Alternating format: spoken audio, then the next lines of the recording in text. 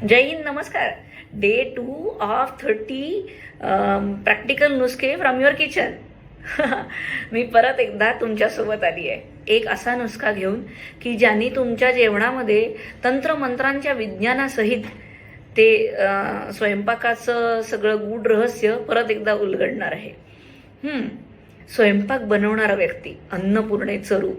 मग ती स्त्री असो वा पुरुष, स्वयंपाक बनवणारा व्यक्तीच हा अन्नपूर्णा असतो किंवा असते.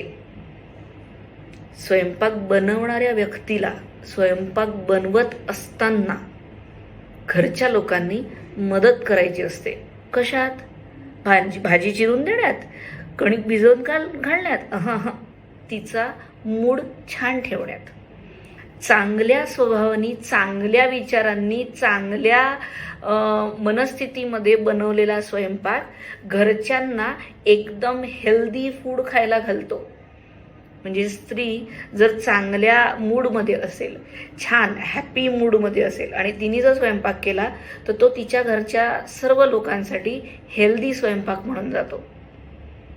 एखाद्या वेळेला होते चर्चा होते, वाद होतात, तो आयुष्यातला एक पार्ट आहे.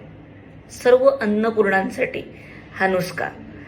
जर घरात वाद चालू आहेत आणि तुम्हाला स्वयंपाक करणं त्यावेळेला कंपल्सरी आहे, तर वाद कसे टाळायचे? तोडून वाद टाळता येत नाही.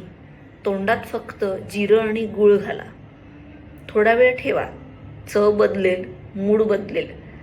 सायन्स सांगते गुळाने आतमधलं ग्लुकोजचं प्रमाण बरोबर सेटल्ड राहतं.